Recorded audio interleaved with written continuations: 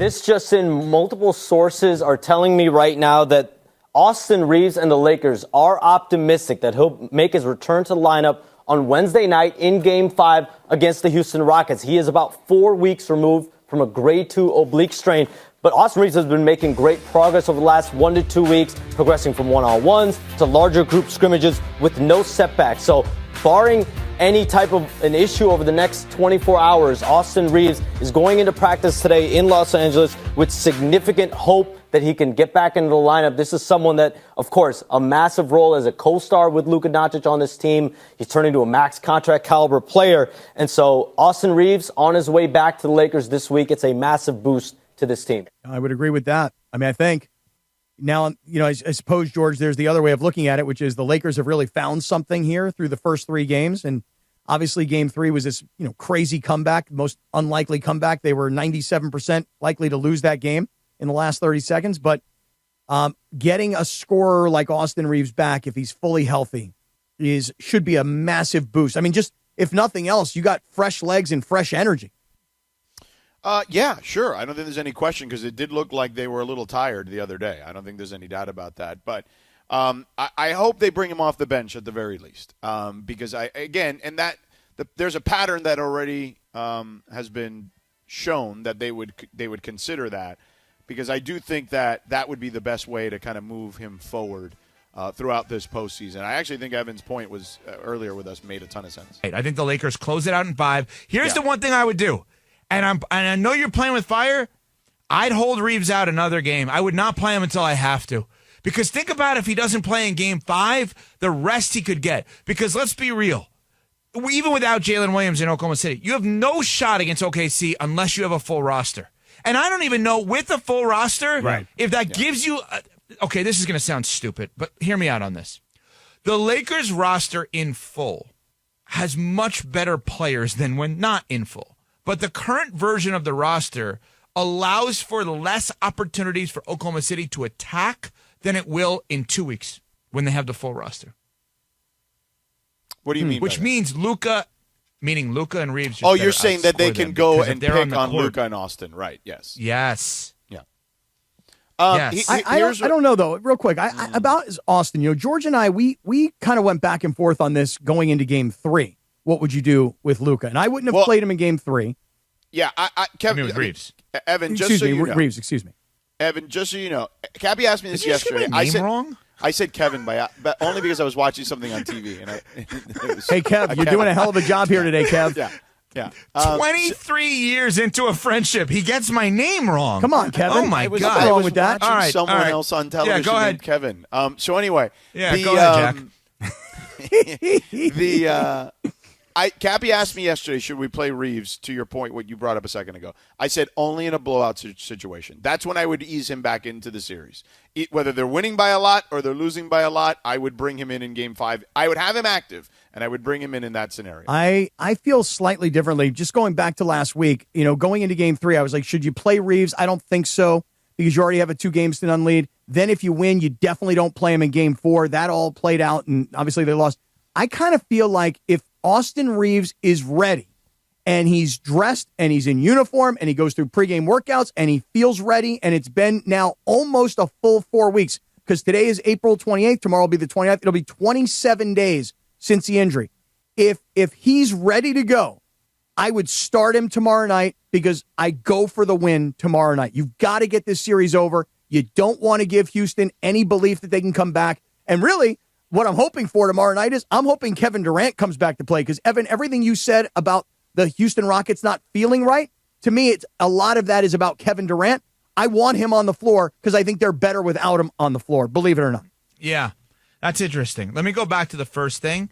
Sedano, just to confirm I heard it correctly, are you saying you'd bring him Reaves off the bench? Correct. I don't start him. I activate him. Let me ask you a and question. I only bring him in a blowout scenario to give him a little run. I start him because he's loose and he's warm in the pregame warmups. I don't want him sitting on the bench and getting tight. Yeah, but you know what? We may have just stumbled on a conversation for getting ready for Oklahoma City. You're Reaves say this. off the bench makes a lot of sense because then you're not going to put 2.5 bad defenders on the floor at the same time. I agree. You could actually stagger them. So maybe that's the counter. Maybe you bring Reaves back, contrary to what I just said. You put him on the bench, and you kind of get him thinking, this is going to be your role because you've been out for so long, and you're Austin Reaves, and you're great and all. You're not Luka. Luka is not allowed to come off the bench. That's not an option. He's Luka, and he's LeBron. They're not allowed to come off the bench. You are, right? I wonder if that's kind of breadcrumbing the idea of the best way to beat or compete with Oklahoma City is to not have those three on the floor at the same time.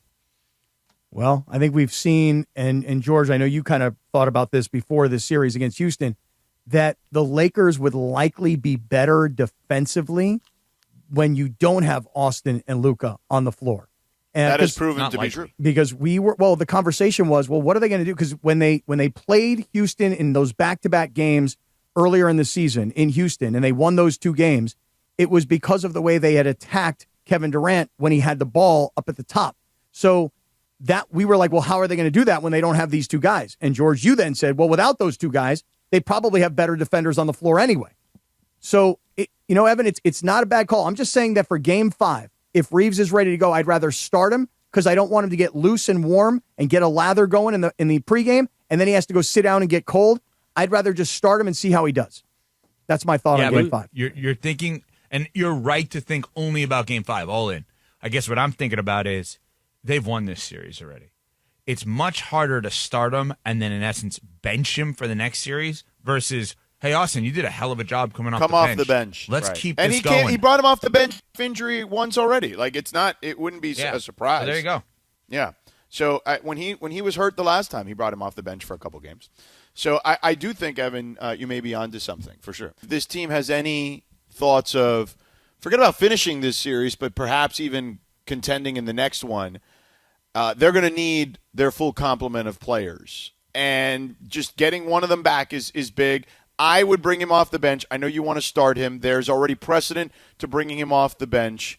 Cappy, give us your reasoning for starting him. Look, here's the thing. We've watched these highlights. We're just watching them as Shams was giving the story, right?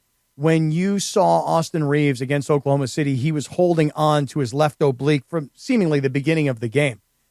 When you have that sort of injury in the core area, for me, if you've taken 28 days, 29 days, and you're back, and remember, George, the original diagnosis is it's a 4 to 6 week injury. So if you do everything you can do, and you do every sort of training session you can do, and you do it 3-4 times a day, maybe you can advance, getting healthier quicker. So it's an interesting part of the body because if you're a hitter, for example, if you're Mookie Betts, you notice that Mookie hasn't come back yet. And remember what the Dodgers said about Mookie. Oh, you know what? It's 4 to 6 weeks, but we think he'll be back quicker. Well, it's very hard to swing a bat when you've got an oblique strain, and it's very painful. So You've taken all this time, you've rehabbed, the doctors have given you clearance, you're feeling confident and ready to go, you're in uniform, you want to play, you go through your layup lines, you go through your pregame routine, you do all your shots. Now you've got a sweat going. They go through the introductions, the team warm-up again, and if you sit down on the bench and they don't bring him in until, let's just give an example, the 6-minute mark of the first quarter, 6 minutes of game time could be 25, 30 minutes of real time. So I don't want to set the guy up for getting loose, getting warm, and then sitting on the bench for 30 minutes and then having to come in cold. I'd rather start him, see how he looks and feels, and protect him by getting him out earlier rather than getting him in earlier. That's my thought. I mean, that's not a crazy theory. I just think that they've already done it off the bench. And I do think that they're, I think Evan Cohen's point earlier of bringing him off the bench now sets a precedent. Well, maybe he can come off the bench moving forward for a little bit during this next series. Because if you start him, you can't put him back on the bench. Yeah. The theory of bringing him off the bench is not something that I'm like fighting. Because no, I get it. Because here's the thing. The Lakers, to their credit, they have had to go through so many different iterations of this year's team. Think about where we are right now. You've got LeBron, who has been asked to be the number one again. Yeah. And at no point during this season was he really ever asked, because everybody's like, well, Luka's number one. And maybe he's number two. Now Austin's number two. So then LeBron, after his 3-game absence, came back and was willing to be number 3. Well, then by the end of the season, George, they're like, oh, sorry, LeBron, but we need you to be number one again.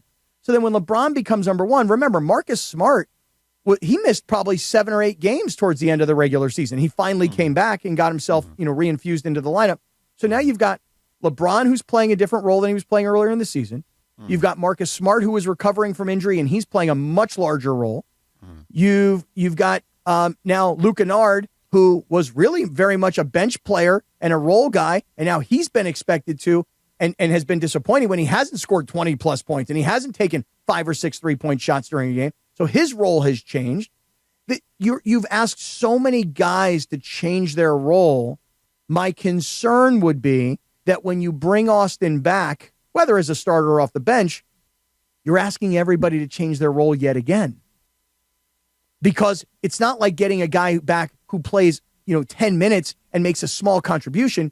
You're talking about getting back one of your stars. Can I ask a question? Feel free. Doesn't every NBA team deal with that exact same thing all the time?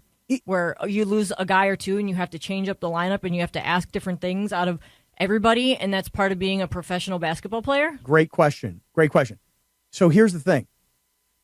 Yes, I think you're right.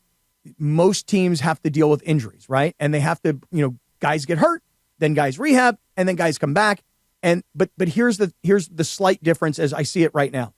The Lakers have found something unique over the last few games and towards the end of the regular season as well, when they knew that they were faced with this situation of having their 2 stars down. So they prepped for it at the end of the regular season.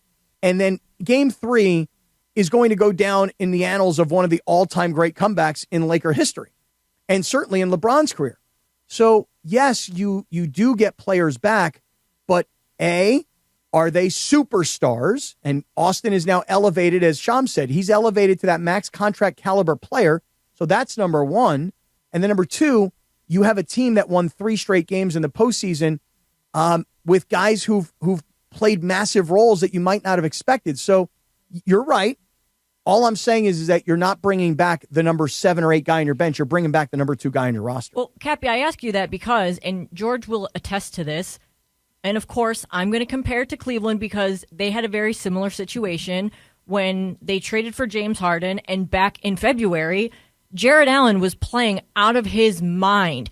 And Evan Mobley was in and out of games. He was mostly out of the lineup for February, and he's their probably 2nd or 3rd star player. Jared Allen, also a star player. But they had to adjust in a way that actually made them a lot better because Jared Allen had the best month of his season. They were calling him Black History Month Jared Allen because he was so good in the month of February. They said he owned it. So I just think that it's something where, I think that's where coaching comes into play a lot. You need to be able to figure out, who has to do what and how to manage people. And when you do lose a star, who can make up for it? Or when you lose a role player, how valuable he really is and how you can fix that. So I feel like it does happen a lot more than you would think, but it's more of a coaching thing, in my opinion. No, you're probably right. It does happen often, but does it happen in game 5 of a playoff series? Does it happen in game 5 when you won the first 3 games of the playoff series? I'm just looking, and if you're right, you're right, but I'm thinking about examples of star Tyrese players. Halliburton. Okay, Tyrese Halliburton last year. Well, that was game 7. Mm-hmm. Yeah. But did he come back, or did he just give everything he had in game 7? He didn't miss time before that, did he? He did. In the finals? In the finals. I'll give you an example where on a team I was covering. So the year LeBron won his first championship, okay, Chris Bosh suffered an abdominal strain, almost the exact scenario that Austin Reaves had. Lower abdominal strain. I don't know if it was lower, upper, whatever with Austin, but similar. Let's just call it, okay? Mm-hmm. And it was in game 1 of the conference semis against the Indiana Pacers. And I'm trying to remember, he came back for the conference finals against the Boston Celtics. And I'd have to go back and look to see when he came back, did they start him? I'm assuming they might have, but this is a much more comparable scenario, right? Because it's a playoff scenario. It's one of their 3 best players, and it's almost the exact same injury. A much shorter recovery time, though. When you think about if Bosh came back, what was he coming back on? 10 days, maybe? If that. No, I'd have to see. Okay, Yeah, well, I mean, I'm just making the point. Return for the Eastern Conference Finals, playing Game 5. Oh, okay. So he went. He may have been gone for 2 weeks then, at least. Maybe even longer. He missed 9 games. Okay, 9 games. Yeah. 18 So days. it was probably like close to 3 weeks. Yeah, okay, all right. And what happened when he came back? I mean, They won the title. The first game was rough, but did in he Game start? 7, he had 19 points in Game 7 and a couple of 3-pointers over Kevin Garnett to win the series. Yeah. So in Game 7, And they so started him, right? It doesn't say here. Let me look it up real Okay. quick. Game 5. Hold on. Game 5, 2012 Eastern Conference Finals. I don't remember off the top of my head. Stand by. Standing by. But if they started him, I mean, is it a total comp? Maybe not. I mean, necessarily. not exactly. 'Cause he's their only big. Yeah. You know what I'm saying? Yeah. Like that's also different. You know what I mean? Game 5. Here it is. They lost that game. He came back. Let's see. Chris Bosh did not start that game. Oh, Played interesting. 14 minutes. In Game 5. Correct. And just do you have his numbers? Like, what did he do in Game 5? Because remember, it's his first game back. He's been gone for 3 weeks. Missed 9 games. 3 of 8. 3 of 8 from the field. Mm-hmm. 3 of 3 from the line. He had 9 points, 7 rebounds. And did they win the game? Do you know? They did not. They lost by 4. Okay. Game 6, let's see what happened. They won that game. They were down 3-2, obviously, in that scenario, famously.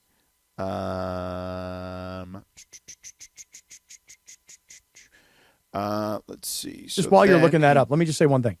For the Lakers. I got it here. Okay. For the Lakers. He came off the bench again in Game 6. Okay, and that's the one he scored 19 points? 28 minutes. No. 28 minutes.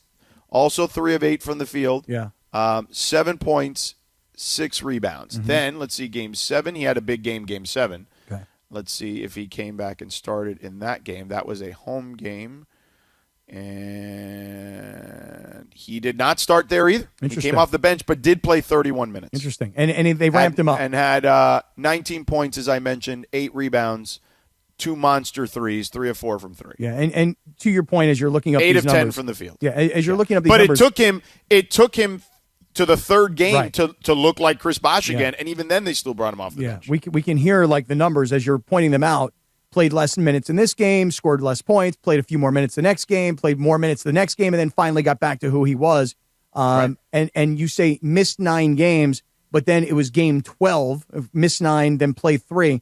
Game 12, which is probably, and I'm just kind of making this math up on the top of my head, probably like 25-ish days, 26 kind of days. I can look it up here. May 13th was the day he got hurt. Okay, May 13th. So let's go back. And this was the Stand conference by. finals? June 5th. Yeah. May 13th to June 5th. Yeah, so it's less than 4 weeks. So in the case, Remember, this was the year that they started the year on Christmas, so everything was pushed back a few weeks. yeah. So yeah, May 13th to June 5th. What is that? that is like Let's see. 22 days ish, 23 days, somewhere in that neighborhood. 3 weeks and so 23 days. Yeah, yes. 23 days. So Yeah. so look, Austin Reaves, if he plays on Wednesday night, it will be 27 days. Yeah, tomorrow's the 29th. He got hurt on the 2nd. So it will be 27 days. It will be almost 4 full weeks of recovery. Am I doing my math? Is anybody following this math? He got hurt on the No, 2nd. Yeah, he'd play on the 29th. It's 27 days since he Correct. got hurt. So almost 4 full weeks, number one. But here's the thing. The Lakers are 3-1 up, and they're playing at home. You got to win this game. You got to go for the knockout punch. Now, you might think if you're JJ, well, do we need him? We're going to have LeBron on more rest than we had him on Sunday. And everybody understands the gravity of the moment. So with him or without him, we're going for the knockout punch in this game. Yeah. On the other hand, when you think about what you just pointed out with Bosh comes back and he's fresh legs. And Right. he's fresh But energy. He comes back. They lose that first game. Mm-hmm. They're now trailing 3-2. And then game 6 is the infamous, people say, the best game LeBron has ever played in because of the stakes, right? They're down 3-2. They're going to Boston. Game 6. The entire blueprint of that era is on the line. If they lose that game, that team is not going to be the same team moving forward. LeBron goes for 45 and 15 and 5 in that game and really just torched the Celtics, 19 of 26. Bosh had an okay game, played a lot more minutes, to your point, doubled his minutes from 14 to 28, but was able to ease his way back into the series. But LeBron was really the reason they were so good in that game. And then Game 7, Bosh comes to the rescue and helps them to win Game 7. Yeah, and you mentioned those first two games where Bosh, I think you said, was 3 for 8 in both of those games from the Correct, field? 3 for 8, 14 minutes in the fifth game, 28 minutes in Game 6, and then played 31 in that deciding Game 7. And yeah, he had 19 points. LeBron had 31. Wade had 23. So yeah, but Bosh hit 2 monster threes in the fourth quarter. So it's what you're hoping for Austin is to get him. That's why I think off the bench makes sense. Off the bench, ease him in, okay? Then all of a sudden, now the problem is if you don't want the series to extend, right? So like that's kind of also part of the issue, right? That's the issue, right? It's a big issue. But if the series does extend, and I know you don't want it to extend because then it becomes more challenging for LeBron, I think. But it does give Austin a little more runway before he has to go against OKC, which is literally like going up against the Monstars. Right. Let me ask you this question. In football, when a guy is hurt, but he needs to stay warm and he needs to stay in motion, there are exercise bikes. Yeah, of course the there's sideline. exercise bikes Right. in the NBA. Yeah. So, so for Austin Reaves, if you told I me... saw Jason Tatum do that in his return game 1,000,000 times. Yeah, so if you told me, hey, look, we're going to not start Austin Reaves. However, he's not going to be sitting on the bench while he's not in the game. He's remaining loose and he's remaining warm and he's keeping his sweat going and he's sitting over here on an exercise bike and he can keep in motion. I can live with that as an alternative as well. My whole thought about why you start him is simply about making sure that you protect him so he doesn't get hurt again, that you don't want him to sit down, get ice cold, and then be told, hey, Austin, let's go. And then he gets up, he takes off his sweats. He's got no lather going of any kind, and he got to get rewarmed on the floor. If you tell me there's an alternative and there's an exercise bike and he can be sitting on that spin bike the entire time and it's 30 minutes of real time and his legs have been moving and he's still got a sweat going, and when he walks onto the floor, he's loose, I can live with that. I mean, I'm not fighting that it has to be that he has to start, hardly. I'm just saying that for his own health and to keep him healthy going forward, you don't want him to get ice cold and cool down and then have to reheat up. That's all I'm getting at. But I think I suspect listen, Shams is reporting it. I think it was a 4 to 6 week injury. We are at the 4-week mark. And if you've done everything humanly possible, you visited with every trainer, you did every stretch move that they asked you to do, they used every modality they had available to you. You used medication and ice, and you did everything you could to try and take down the swelling and the inflammation in the area, and you can stretch and move, and you've been practicing, and you put on that uniform. If you put on the uniform, I'm expecting Austin Reaves to be Austin Reaves. Now, Chris Bosh wasn't Chris Bosh until 3 games in, right? Correct. So I don't know if Austin Reaves is going to go back to being what he was pre-injury. But if everybody's body's different, right? And you're talking about a big versus a guard, right? Like it's a lot different. You know what I'm saying? Yeah. So it's not an apples to apples, but it made sense because it happened in a playoff series to me. The injury was pretty much the same injury, and you're talking about the third best player and the third best player, right? Mm-hmm. So to me, that comp made some sense. Yep, does make sense. I just think, and Evan said it earlier when Evan Cohen was on, like the series is over. Well, that's a very easy thing for us to all sit here and say. Yeah. And to say, well, maybe Houston found something. If Houston found something in Game 4, all they found was a beat up and tired, mentally and physically exhausted Lakers team. Yeah. Which is led by a guy who's 41 years old. We all know the story by now. And yeah. LeBron had a bad game. He didn't score. He turned the ball over a ton. And listen, you can go into a game thinking, guys, let's go for the knockout. Let's sweep this thing. Let's rest our guys.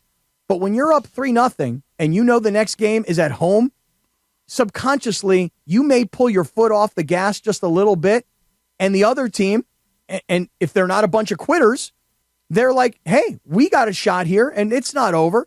So they won that game. They played great. The Lakers played terrible. If the Lakers played a great game and still lost in heartbreak fashion, wow, that hurt. But the Lakers played a crap game. So you come back, you sleep in your own bed, you drive your own car, you show up at your own locker room, you feel good, you got your home crowd behind you. I'm sure crypto on Wednesday night's going to be off the charts electric, and you got to win this game. And if fresh legs and